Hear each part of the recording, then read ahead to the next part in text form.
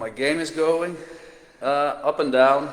That's why he's here. So Daniel is from Wales, and I met Daniel through Glenn Durrant. So when I started getting issues, I reached out to Glenn Durrant, who connected me with Daniel. And yeah, we've been working together probably, 9 months? Did the one video, I made a throw analysis video about 9 months ago, but then we started working closely together, I'd say about 3 months ago. Yeah. Far more closely. So one thing that definitely stood out with me with Daniel, so Daniel had the yips, 10 years ago? Yeah, 13 years 13 years ago, and he switched hands. So I was very intrigued in how that went and how that process went for him and how he could help me get better with my left. So that's how kind of the last 3-4 months, how it started. He started helping me throwing left-handed, which is a very tough thing to do. And about 2 weeks ago, I decided to switch back to the right hand. And while the issues are still there, it's going a little bit better. So yeah, Daniel came out here for a week to kind of help with me, help me here on site, which is a lot more convenient, of course. I think the biggest thing is trying to get a clear understanding of what you're trying to do with your grip, because it's very difficult to search for a feeling or a sensation when you don't tangibly know what you're doing. It takes a lot more luck, and it can take a long time to find that. It might be weeks before you feel anything good. But when you tangibly know what you're looking for, it might take hours. And to be fair, I think the last week we've thrown some pretty good darts in patches. You know, it hasn't all been great, but especially last night. Last night there was a big difference between the Jules I played last night and the Jules I played when I first got here. The Jules I played when I first got here, when he started to struggle, I knew he was going to have a really bad leg, and I'd win the leg. Yesterday, when you didn't pick them up right, there was more composure. It was as if you could find it somewhat, and quite often they started to go in after it. So I couldn't beat him last night, let's say that anyway. Yeah, and I think there's a lot of little things that, I started playing darts probably like a lot in 2020, 2021. Mm-hmm. And you just start playing and you don't really think about anything you do. And it wasn't until I met Daniel that I started to become more aware of how you throw, what you do, using the wrist in the throw, something I never thought of. And then once you start really throwing from the wrist, things just become different. So I've learned probably more in the last 3 months than I did my first 5 years of playing. So yeah. And that's really common. I think when you get really naturally gifted players like yourself, and I think it's fair to say you're very gifted, and you look at your first year in darts, you won 3 ranking titles in the WDF and only 1 amateur, which is really not common to see someone have 3 events that people work their whole life to win, and then only 1 amateur title. But if you ask professional dart players who are really gifted what they do, like Michael Smith, for example, he'll just say something basic. I stand there, I throw it. There's a feeling, there's a sensation, and when he taps into it, it works.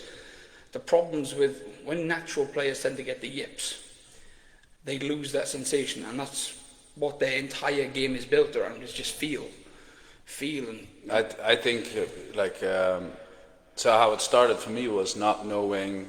I thought I was gripping wrong. Yeah. The dart would hit the back of my hand. I would bring back the dart, and it landed in all different ways. And so that started actually during Q school. The first day of Q school, I started getting issues, not knowing what it was, and I was able to come through Q school, kind of fixed it for the last couple. I was able to somehow pull through, and I remember I went straight to Las Vegas with Simon Whitlock, and we played doubles there, and it was all over the place. It was really bad. And then you go home, you try to fix things on your own, and basically it just got worse and worse, and to a point where I couldn't. The dart wouldn't even stick in the board. Like sometimes I wouldn't even make it to the board, which is hard to believe when you played at the highest level, and all of a sudden you physically cannot throw, and while, you know, for most players in darts, it's letting go of the dart. For me, it's just holding the dart. So I constantly fight the grip, and basically my hand cramps, so I squeeze it, my hand squeezes up, and so I lose any contact, any grip I have with my hand. While I pull back the dart, it's gone. So that's what Daniel was here for as well, to try to figure out how to consistently grip. And I think we've learned and developed a grip that's working. And one thing I did notice this week is your darts were hitting the board firm again. Even when you started to struggle, they were staying in the board. And when you started to get comfortable, you started to relax, they went like they always did. Just went in. You know, we played a lot of darts this morning. You had a lovely 139 out. They looked like the Jules we used to see on TV 2 years ago. Yeah. You know, there are patches where it was just, I was playing Jules van Dongen, the professional dart player. You know, it was excellent. But more importantly, I think that what makes someone a good dart player is what they're doing when it's not going perfectly well. How bad is bad? How much is your game dropping off? It's a game of consistency. But even though it still needs work, it was better. Mm-hmm. And that's the main thing. As long as we're still seeing improvement, that's what it's all about. I was talking about throwing from the wrist, and Austin asked, what do you mean throw from the wrist? Could you elaborate on what you mean by that? Yeah, it's a good question.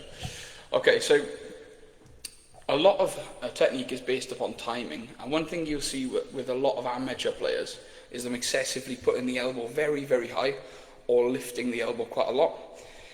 The higher the elbow, the later the release. If you're lifting the elbow, your release point's going to become later, which means it's easier to snatch, it's easier to get more tense. It's commonly linked to Dartitis as well. Jules has always had a slightly higher elbow. I don't think in his case it's primarily linked to him getting the yips, but it may have played a small part. But very common, around 98% of the students that have come to me, of which there are hundreds that have had Dartitis, around 98% of them can relate to certain aspects of the throw going wrong in order. One, the dart starts landing flatter and harder. Two, they start losing the power in the dart. This generally happens from later release. If your release point is by here, you've only got this much to follow through with. You start pulling down. You pull down this much too late, the dart goes very low, very flat. And then because players can't correct the throw, they tend to throw harder. They try to force it more. They draw back more until they can't draw back anymore. They start throwing even harder. It's a knock-on effect which builds tension. And that is what I firmly believe is linked to the majority of cases with Dartitis. However, most professional dart players tend to use their wrist and their fingers as they go through. If you look at the longest running professionals like Raymond van Barneveld, you look at Raymond's elbow, slightly lower than the shoulder, you'll see his wrist come right the way up by the point of release. It's all coming from by here. The elbow doesn't move much, hardly moves at all. Very, very still, shoulder very still. Lift the wrist and let it go. You watch Taylor's wrist, it comes up so quickly. It's so fast. Now the problem is if you push too much from the bicep or from the elbow, your wrist doesn't have time to work. So you have to get the force from somewhere else. And that's when you see shoulders coming up and elbows lifting. You start seeing a later release. You start seeing players snatch more. Everyone has a different release point, and the shorter the player, the higher the elbow needs to be, which is always something to bear in mind. But in general, a follow-through is all about acceleration whilst moving the wrist and the fingers past the point of release. It's really important to remember that. This is not a follow-through, which is what a lot of people think. They think an arm extension's a follow-through. Well, how many times do you go to a darts tournament and you see someone doing this, and they're terrible? And then you see Raymond van Barneveld doing this, and Johnny Clayton doing this, and Dave Chisnell doing this, Lisa Ashton doing this, and they're fantastic. It's not luck. They are following through, and the other players not, because they're getting gradually quicker through the release point whilst keeping movement on the wrist and the fingers. Now some players like Richie Bennett or Chisnell, they'll do all sorts of funny things after they let it go, and it becomes an absolute mystery to watch. But it doesn't mean they're not following through. So with Jules, it's a case of we need to make the release slightly earlier so that he can relax more. It needs to be more relaxed, it needs to be smoother again. When you play with Dartitis, if your throw doesn't feel smooth and relaxed on the practice board, under pressure it's going to be horrendous. And that's something I remember personally, drawing back further and further, throwing harder and harder and harder, and just getting worse and worse. It's thousands of players go through it. Thousands. I've seen as one census in the UK which 1 in 10 players get Dartitis. I think it's far higher. I think it's, if you look at mild cases of Dartitis, and that census was only based on players who'd played within the last 2 weeks, how many people get Dartitis and quit?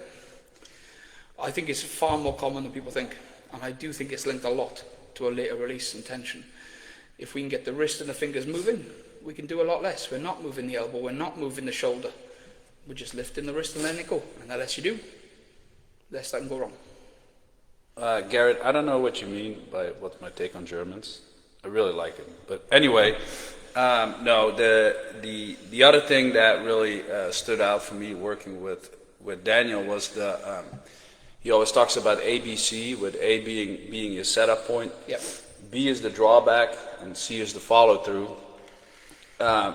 Once I started incorporating a little bit of a pause on B while you pull it back, it just seems to work a little bit better.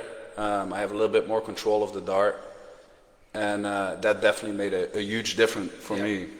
That goes back to the principle of accelerating through. If you look at most players, they're all either going to have a pause at the end of the drawback, like Van Gerwen or Dave Chisnell or Nathan Aspinall, or they're going to have more of a Joe Cullen, Luke Littler effect, where they get gradually slower, gradually quicker. You need to be accelerating through. So if you're going really fast at the end of the draw and shooting forward, it's much harder to have that sense of control. It's far, far harder. Your wrist and fingers need to be perfect every single time. And acceleration is key to a follow-through in any sport. It doesn't matter which one. It could be boxing, it could be golf, it could be snooker, you name it. You need to be accelerating. It's not about throwing hard, it's about getting gradually quicker through the shot. That's what imparts the spin, or in this case, helps keep the dart straight. So Kyle asks, if you're moving your fingers, do you not cause more room for error moving the dart before you throw? So that's one of the issues that I had when I was struggling, is I was actually throwing the dart with my fingers, kind of like flicking them out my fingers. Mm-hmm. And what I try to do is just, basically bring the wrist back and follow through, basically follow the handprint. So that's what Daniel says. So you have the little hole that you can see in the back of your hand. Follow through that way. Don't flick your fingers left or right. Just stay straight. And that's definitely something that helped me too. And when I get nervous or struggle, I tend to throw more from the fingers, which is not beneficial to me, because I'll flick to the left or right. And that goes back to your fingers not working, because your fingers, your thumb tends to seize up. It's very difficult for you to be successful with using using your fingers and your thumb. Some players do use their fingers. If you look at players like Merv King, they tend to spin the dart back. And the less you use the wrist, the more you should use your fingers. But you have to be very straight and accurate with them. So you have to play a lot on feel with it. But some people are very successful with that. And if you're getting it right every time, fair enough. But if your fingers are seizing and they're not working, especially under pressure, then I would use more of the wrist. What we're trying to avoid is pushing from the arm, because that's going to kill the acceleration. Tighter pants definitely work a lot better. I don't know, the blood flow is a lot better, especially if you're a little bit bigger like me in certain areas. Anyway, am I play the World Cup left or right? Definitely right-handed. While I think I took 7 weeks off on my right and I was fully committed to the left. It's just with being right-eye dominant, just not having the feel for it. It took you how many years to get good with your? To get good, 5 to 6 years. Just to get, I think it was about 7 years before I won a darts tournament with like an 80 or a decent average. It's about 7 years.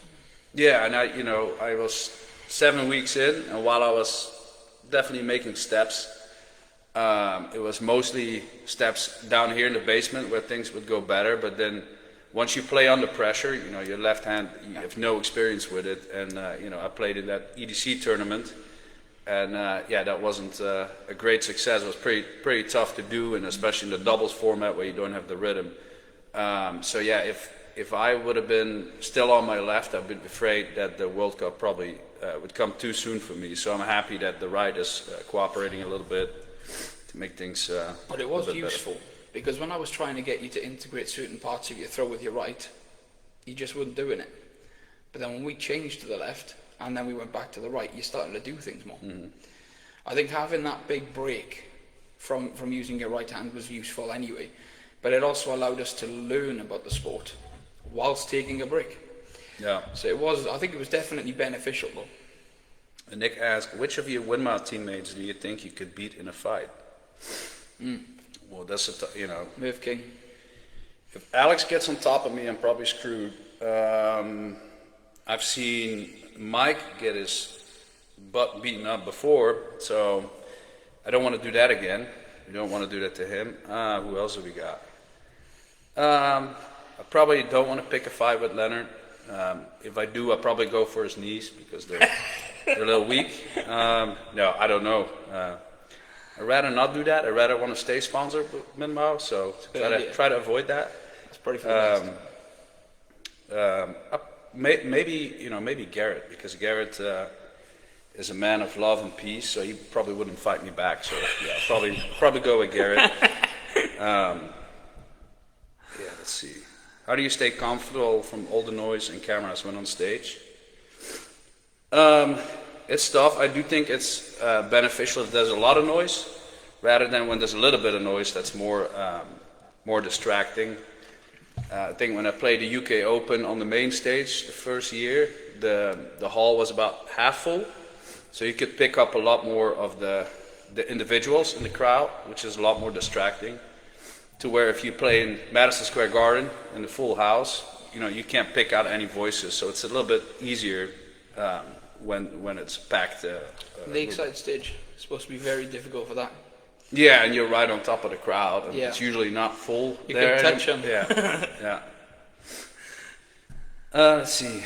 Does the mental aspect of Dartitis come first, then the physical problems, or the other way around? I believe it's more the other way around. I think it can be, of course it can be. It's like an obsessive compulsive disorder, but I think with darts, I genuinely think a lot of that comes from having a later release, because if your release point's about here, you've only got this much room to get it right. You pull down slightly too much, it has a massive impact. You let it go without moving the wrist or fingers forward, the dart's going to jump high. So you've got such a small margin for error. You have to try to be completely perfect, because the throw isn't forgiving at all at that point. So not just are you getting more tension and throwing a lot harder, you have to be perfect. And when you're getting it perfect, they're going to keep going in like nothing. Most people who get dartitis generally would play in the best darts of their life before it happened, because they were getting it so perfect every time, and their hands so close to the board. There's not much room for error. But how long can you mentally sustain that? I think and that's literally what I went through. I remember being in legs of darts thinking, I have to hit. And I would just keep the sensation in my head, I had to do it all the time. I couldn't just calm down and throw darts. So I really had to learn when I switched hands, I made sure I learned my lesson. Because I'm going to run out of hands. But it's really common. Well, that was one of the fears that I had when I was throwing left-handed. I would avoid touching my phone with my left, the steering wheel with my left, because of the cramps I get in the right. I was afraid I would get it in my left as well, and then you run out of options, like you said. But I think that never happened. So I think it's it's just hard to tell, because I can't really pinpoint why it happened, how it happened, in your case, I think it's more. I think it's physiological. As well, you do have physical problems, but once you've had physical problems, once you've been injured for so long, it's really easy to get tentative on the throw, start getting panicking, because you'll know when it feels wrong, and when you don't know how to correct it, and you've been practicing in that way, it's so hard just to commit to the shot. Yeah. Commitment to the shot is really, really important. You've got to relax and commit to it. If you're not committing to it, it's easy to start stuttering. Yeah, and I worked with, or still work with a sports psychologist, and then I tried acupuncture for a while because I've heard from other players that helped. It helped me too. I've done hypnotherapy, which was very interesting, but didn't help me. And then I see a chiropractor every other week. So I did physical therapy. I've been trying a lot of different things. And then I think in 3 or 4 weeks times, I get a MRI on my neck because they saw some bone spurs, and I think it's a C5, C6, and some compression there. So, yeah, while we assume that, you know, it's the yips I have, or that's what I'm struggling with, I'm still not convinced, and it's been very difficult to find good information on how to treat it, what it is, and yeah, so I'm still going through all those hoops. Yep. And then a lot of those specialists, like the neurologist, I made an appointment probably 4 months ago, and they're about 4 or 5 months out, and I tried getting in other places, so it's very tough.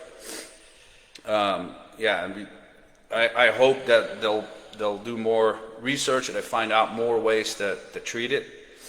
Yeah, one of the things that has been tried is putting Botox in the arm, so around the nerves that control the hand, and that's supposed to kind of shut down the nerves and stop the issues, but it could also affect the muscles, and so I hear mixed opinions on that. But as AJ asked you what my PDC plans are, PPD or TOC. Of course, like now, I'm just trying to get ready for the World Cup and the World Series and kind of really commit to that. And then afterwards, I'm just going to play it by ear. If I feel good, then I'm going to travel. If I don't feel good, then I'm not going to travel. Because I think that's one of the mistakes I made last year, is to keep committing, keep going to Europe, even when things weren't going too well. Yeah. So now I'm just going to do more of what I think is good and not overcommit myself. The break can be really useful. If you look at the amount of players who have taken a step back from that and gone forward, like Nathan or Connor Scott, who I work with quite a lot, you know, the best thing that happened to Connor was losing his tour card. That was the best thing that happened to Connor. He had a fantastic year doing WDF tournaments where he learned to win, won multiple cups, because in the PDC, it's first to six in the Pro Tour. You've got to be good from dart one. Yeah, there's no forgiveness in it. The chances of you getting away with a bad performance are slim to none. But when you've got much bigger draws, the chances of you playing, you're still going to have to beat professional dart players, but you might not have to beat them for the first 4 or 5 rounds. You've got time to settle in. I think that's a big thing. You know, when you're trying to build your game back up, you can play to a standard that's just a bit above your pay grade on that day. I'm not saying you'll never get there again. I firmly believe that you will, and it's still in you without a doubt to compete at that level. But I think having a step back, maybe like the modus, you know, where there's less legs. There are players that can do well in modus, averaging around 90. Averaging 90 in the PDC is just not going to do anything. It's only 1 or 2 more darts extra. You know, we're not talking about a big difference in standard when you look at it on paper, but that 1 dart per leg can be very unforgiving on the Pro Tour. Bianca asked, also, you think the weight of the dart can help with dartitis? I mean, if I can't open my hand fingers correctly, is a lighter barrel better? I think, yeah, so one of my issues is because my hand cramps up and mostly tenses in. So my grip is very closed as well. Like I have a very clenched hand when I throw. I went to actually a skinnier dart, a little bit lighter. Try to just soften the grip. That's the key. Try not to hold on the dart too tight, and that's what I struggle with too, especially under pressure. Is that I try too hard and I start squeezing the dart, and yeah, just want to make sure you have a really light grip and open the hand up when you do release the dart. And one thing with the darts we picked out for you as well, we made sure they were fast. It's the fastest dart I could find. It's 97.5% tungsten, so it's very dense, even though it's only like 6 mil wide, and it's 55 mil long. It flies really, really quick. So as long as you're getting your wrist through, you get a lot of extra power, and he needs that power at the minute, because when I first came here a week ago, the darts weren't staying in the dartboard. They were just hanging in by a thread. Now, when he plays well, they're going in pretty much barrel to the board, and when he doesn't play well, they're still going in firmer than most players. Tommy asks, I practice a lot, but for some reason I can't throw the dart the same way every throw, and sometimes twist my wrist. Sometimes, any suggestions of what to do? Twisting the wrist is a big one. In terms of, there's two different questions there really, I think. So in terms of keeping your throw the same every day, it's really important you don't switch darts, you're not changing your throw. I was addicted to darts when I was younger. I was about 15, 16, I was totally just addicted to darts. And people with a darts addiction will always want to change equipment because they'll get excited by it, they'll get a sense of adrenaline from that. And I would get bored with the same throw, so I'd intentionally keep changing and finding new ways to throw a dart. And I remember after about 2 years of practicing every day, thinking I can't remember how to throw a dart. I remembered parts of the year where I threw well, and I couldn't remember how I threw them or what darts I used on that day. It was just a complete mess. Trying to find the same technique over and over again is very difficult. Getting a coach is massive. I really believe in coaching with darts. It's really, really starting to grow, especially with the BDP here. But then when it comes to twisting your wrist, the first thing I would do is try to fix your alignment. If you can get your elbow and bicep on the same path you want the dart to fly, make sure your chest is pointing in the same direction every time, you're going to end up drawing back to the same spot. Elbow and bicep on the same path, draw to the same spot, chest in the same position. And every time you hit the 20, you should be able to do it whilst keeping your hands straight. If your alignment is off, you're going to need to twist and turn in order to compensate for mistakes. And then as soon as you twist and turn a little bit early, a little bit late, a little bit too much, a little bit too less, it's going to go bad. So consistency is going to go out the window at that point. Kyle asked, would you recommend compression gloves or sleeves to help with dartitis? No, I've never seen them work. I've never seen them work. I know I've tried it all when I had it. I know Aspinall was using one for a while when he was saying he was injured. I mean, I knew he had dartitis. I made a video about 2 or 3 years ago saying he had dartitis mildly. It was, and you could see it. But I've never seen them work. Lauren asked me, does alcohol help make the yips in the short term and or ultimately make them worse? So what I actually found is that if I have even just a few drinks, that it actually gets a bit worse for me or harder. And I think it's because I have to try harder now to make sure my technique is right. So if you have a few drinks, that's harder to do. So I noticed yesterday in the morning, we had a party the night before, so I wasn't as rested. And so if I'm not rested, if I'm not feeling well, then it's harder for me. I can't fall back just on my talent. I have to work harder. So for me, it's not a remedy, no. It can be a temporary fix at first when you're just trying to play with your talent, but when we're trying to relearn a throw, alcohol is not going to help into this natural. You need to be able to, if you find the throw and then you have a few drinks, yeah, I think it can help. But if you're over relaxed and you're trying to do something that's not natural, it's not going to happen. At the minute, Jules needs to think about what we're doing because it's not natural for him. And when he thinks about it and gets it right, they go in. When he starts doing it more natural, after he gets warmed up into it, they go really well. But if he drinks too much and he loses the feel, it's not going to happen. But I do think in time, having a few drinks will be better for you again. But as and when it becomes more natural. Jake asks, how can I follow through? Well, you can't, so just let it go. You will never follow through. It's not going to work for him. No. How much does your stance play part in how you throw? I see everyone stand differently, but I've had better luck standing sideways, still not as consistent, so I prefer, how can I fix that? So, me personally, I'm really aligned with the board. Well, I'm sideways, but my arm is basically in the middle of the triple 20, so I throw straight. But I move my elbow in a little bit while I throw.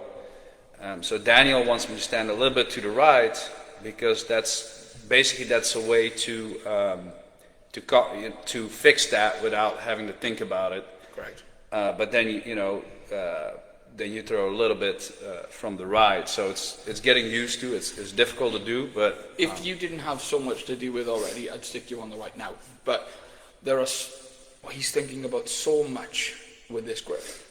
I don't want to put any more in his head. There's a time and a place to change your throw and implement new changes. Right now, that's really the furthest thing we should be looking at. But for yourself, I would always look at where your elbow naturally wants to point. Most right-eye dominant players, 68% of players are right-eye dominant. Around about 85% of those players will always want to point their elbow left, and they want to draw to the right. So if you look at players like Danny Noppert, Raymond van Barneveld, Luke Littler, Stephen Bunting, Ryan Searle, all of them right-eye dominant. Draw to the right, elbow points left, they all stand to the right. Like, that's why I would put Jules there. So the elbow and shoulder is already down the path. If you look at Jules' throw, he sticks it out and moves it in. The elbow always wants to go left with him, and it's heavily linked to eye dominance. So if your elbow wants to point left, stand to the right. If your elbow wants to stick out, then I'd stand more to the left. Try to keep the elbow and bicep down the same path you want the dart to fly. There's a really good video on my YouTube channel with another professional I worked with a couple of weeks ago, Jared Cole. And he did really well. He hit a 9 darter there, one a week in motors. It made quite a big difference to his game by the looks of it. I did message him a few times after it, and he was still doing it, so that was good. But again, I think using a bit of string, checking your elbow and shoulders on the right path is huge. Yeah. Brad asked, with weight training and throwing darts, will you need to adjust the weight of the dart as you get stronger, or keep the same weight? Well, so for me, when I started playing, I was in the gym pretty much every day, and I was had a lot more muscle mass than the last 2.5 years. And because of all the travel and more unhealthy lifestyle, I think I started compensating more, throwing from the shoulder. I've seen players lose weight on the Pro Tour, and the game went down the gutter, and then they went off the diet and started gaining weight back, and now they're good again. Jermaine is a good example of that. Jermaine went on a diet, lost a lot of weight, and lost his game. Andy Fordham, most notable. He lost about 15 stone, Yeah. and he didn't win anything, and then all of a sudden, he goes straight back up to nearly 30 stone, and he qualifies for the Grand Slam of darts again. Yeah, yeah. So I don't know if the dart weight could help, but for me, for sure, like taking a step back from the Pro Tour has helped, because I'm able to go to the gym again and work out a lot more. So I'm starting to feel a lot more like I used to. So hopefully, I will also benefit from that. But yeah. But generally, the faster your wrist and your fingers are moving, the lighter the dart. So what you might find is that as you start to bulk up, if your wrist starts to become more contracted because of the mass on it, you might want to go heavier, because you won't be able to move it as fast. If it's more limp and nimble, a bit quicker, then you'll tend to go lighter. But I wouldn't say it's linked to strength, it's more linked to speed. So Ross asks, is your thumb just for balance to wrap the dart, or wrap it around? So I used to have the dart sit in my thumb, and my biggest struggle is that every time the dart even touches my finger, my thumb curls in. So it kind of wants to sit on my nail, where I need the grip on the inside of my finger, and that's why I'm wrapping around the other two fingers more around the dart. It's hard, so I'm trying to find a soft grip in between the two fingers. But yeah, often that thumb is just not cooperating, so I'm like squeezing the dart, and that's when things go wrong a little bit for me. And then with the middle finger as well, it tends to be stick to the point. It sticks to the dart so much. We actually filed your darts down yesterday to try and take a bit of grip off them. Yeah, Mark said, since I quit drinking, any pressure whatsoever, it's like I forget the timing of my release. Yeah. Well, and we when we practice here, and we did some practice matches, our game went considerably down. Not that we really want to beat up on each other, but we want to play well. Mm-hmm. And that's something that it's a very tough subject, because it would be great to never get nervous. That'd be the key. But yeah, it seems that even the best players in the world struggle with that. That's something that will never change. I talked to Barney quite a bit, and he says that after all those years, even on the floor tournaments, he still gets really nervous. So. Yeah. It's something I guess we all deal with. When we were just throwing, but we've had patches where we're going 10, 40, 10, just for hours and hours. And then we say game on, and then we're averaging 80s, something decent, but nothing spectacular. It's crazy. But it's not as if it's caused just by being really nervous. It's not like sweating or shaking. Most of the time, it's just you're trying. And I think when he says he forgets the release point of the timing, That's quite common. I would try to change your match day routine though. I would try to not think about what you're hitting when you first get on the board and just really concentrate on the feel of the shot. Make sure you feel relaxed. Make sure your shoulder's nice and relaxed. You're not lifting your shoulder as you pick the dart up. Make sure your hand, take note of how your hand feels. Make note of how your hand feels as it's going through.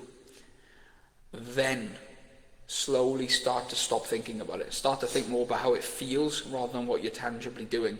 And if you can try to switch off about 2 hours before the game and try to play some games against people, practice games, then you've found the throw, you started feeling better, then you've started trying to implement the throw and expect it to go worse at first. You're trying to go through that game on syndrome a little bit, as much as you can, but then you come through the other side of that and they start going in. That's as good as it's going to get that day. It's just a case of just going through it, and sometimes it takes time to settle into a tournament as well. First round's always the worst. Daniel, are Welsh people or English people better at darts? Oh, definitely Welsh. I mean, pro rata. Per capita, Wales far better. You know, we've only got 3 million people in Wales. You know, it can't be argued with. And we've had how many world titles? We've had first world title, Leighton Rees. Then we had Richard Burnett. We've had Mark Webster. We've had Gilbert Price. We had Marshall James lost in the world final. Wayne Warren. That still counts. Some people are going to say it doesn't. It does, because he's Welsh. But yeah, you know, we've had a lot of success with darts in Wales. Massive success. I'd say darts is becoming our #1 sport because our rugby's just gone terrible.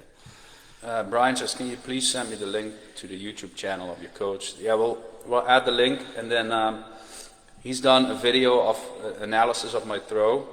Mm-hmm. I'll see if we can upload it here. It's pretty interesting, and it probably could relate to everyone. Yeah. Just a little feedback that he has on all the aspects of the throw. It's pretty impressive. Okay, let's see. It's too bad we can't start a poll on here to see if Jake Sutter is able to follow through. I would like to start a poll on that, but I doubt everyone. Let's see. You look really good today. Did you get a fresh cut? Yeah. Well, you were supposed to come stay for the weekend, so I got a haircut. I got all fresh for you, but yeah, you didn't show up. You let me down. So that was for me, to be honest, and just cut me down on stream.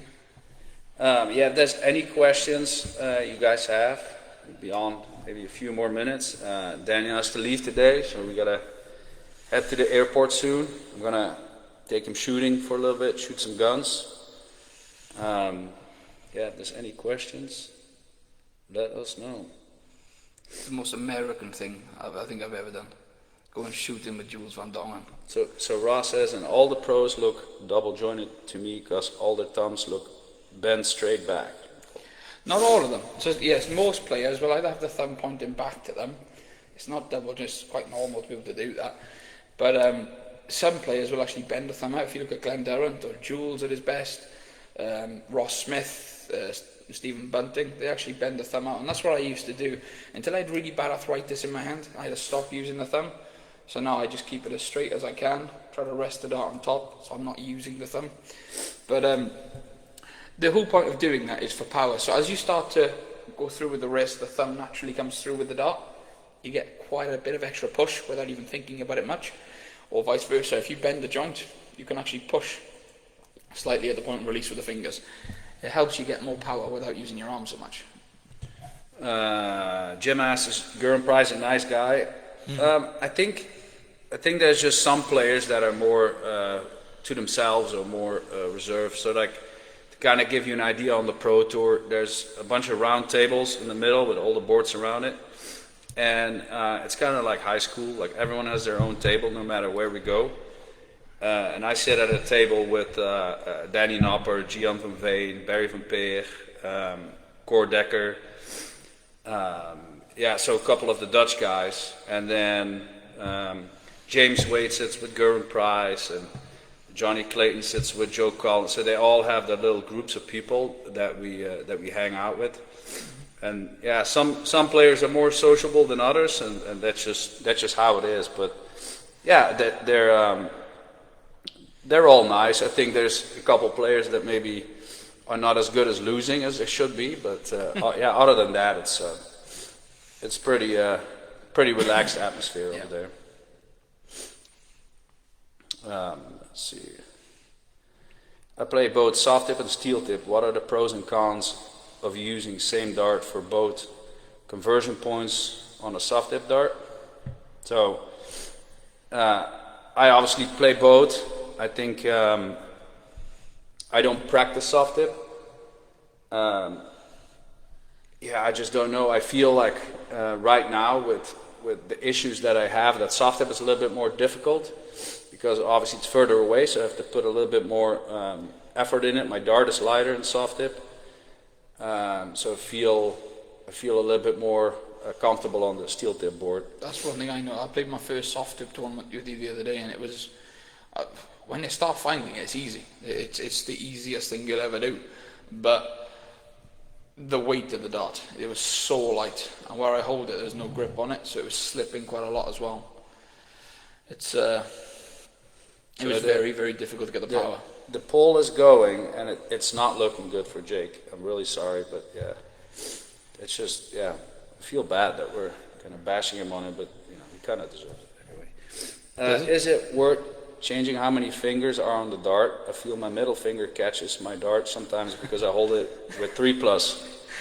Yeah, so take it away, Jules. Yeah, I have the same issue. So because I don't know if I have a dart on the board, but yeah. Because of how unreliable my thumb is, I hold the dart between the fingers right here, and so what happens is when I bring the dart back, my middle finger pushes up the dart, and so what I try to do is take it off when I bring the dart back, but I need that middle finger underneath to stabilize the dart. Peter Wright is a good example, and he preaches this all the time. He's like, why use 3 fingers?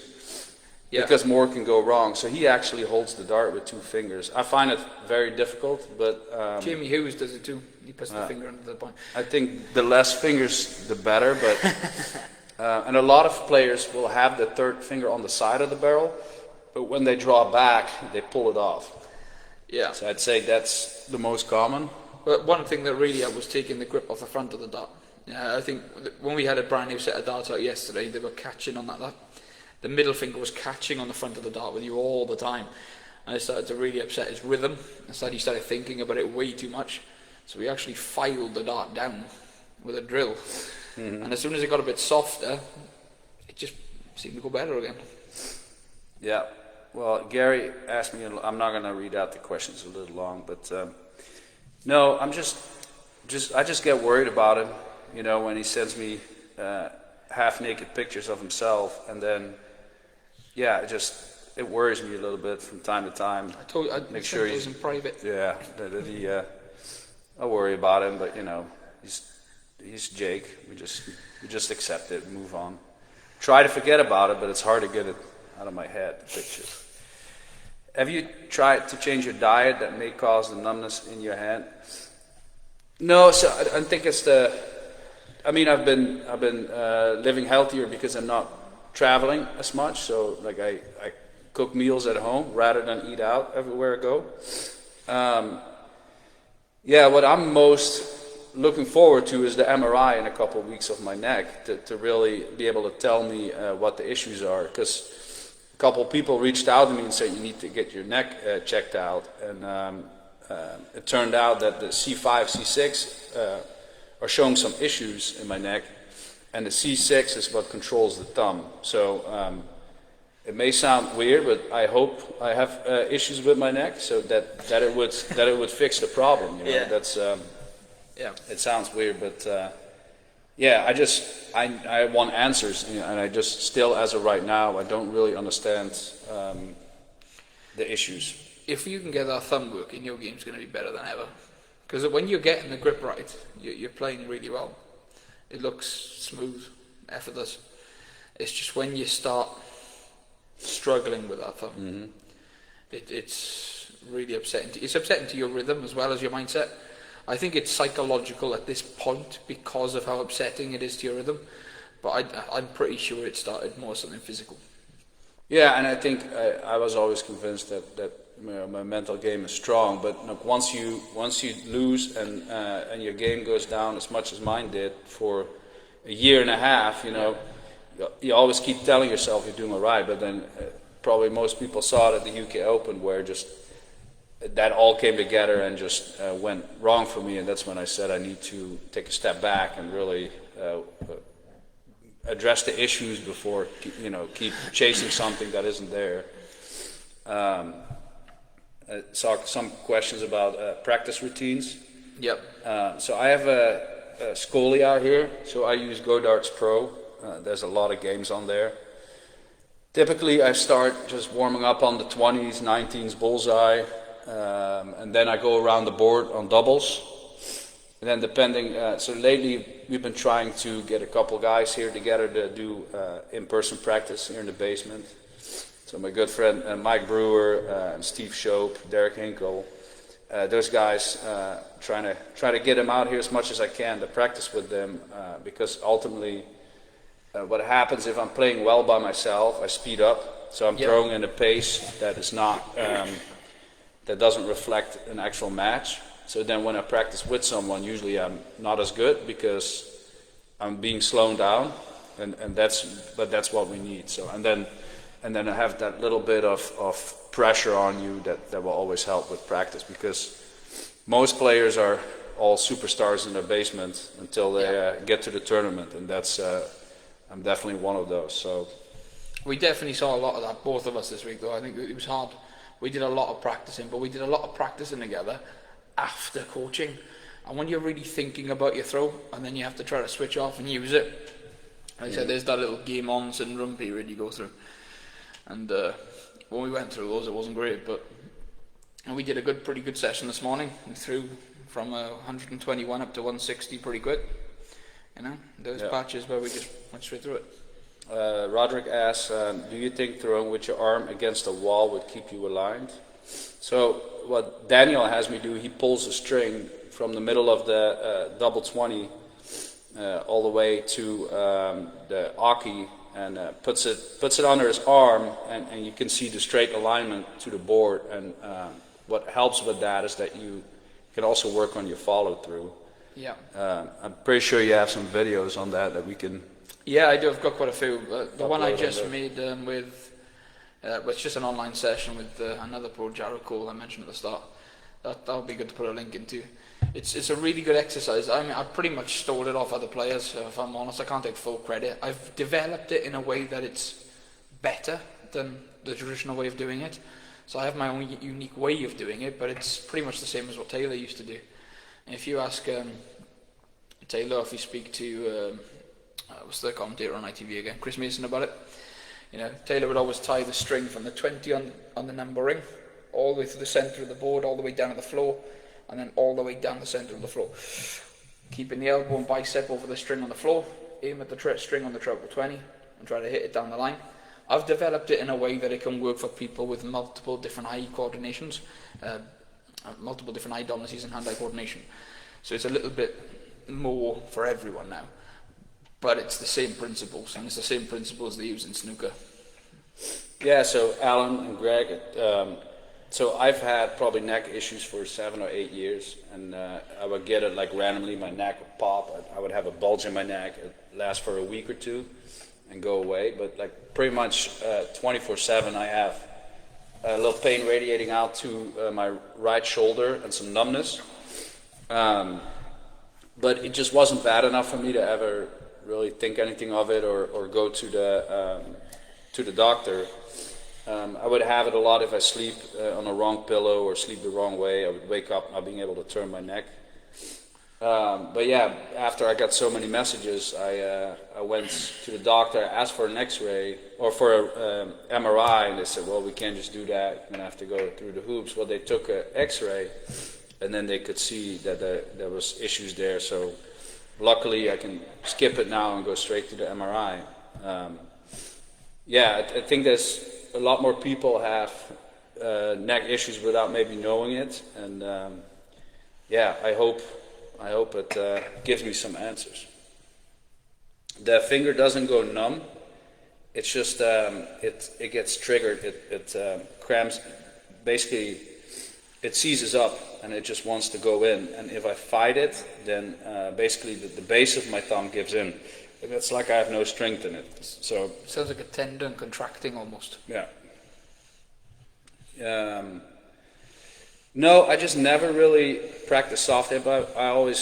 My philosophy is if you're good on a steel tip board or you're good on a soft hip board, but being good on a soft hip board doesn't make you a better steel player, I think.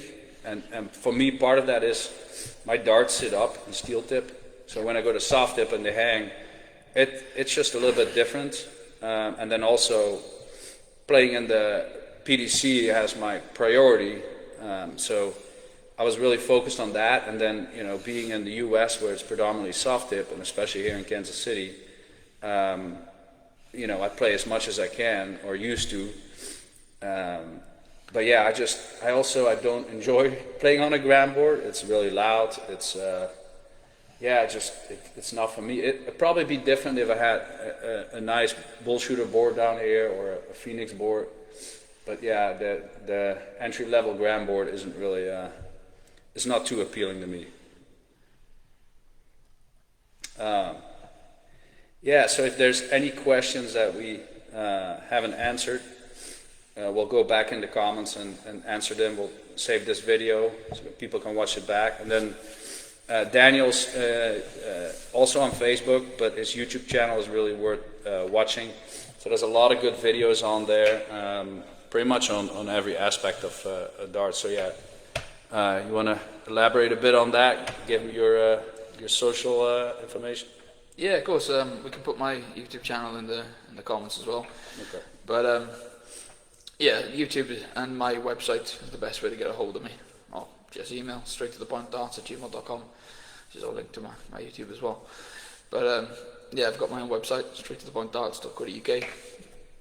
That's what I do full time, just coach darts. So there's always going to be someone that gets back to you. My number's on there for WhatsApp as well, if that's easier. Some people like to text or message, and that's cool with me too. How do we end up on the poll? What is the result?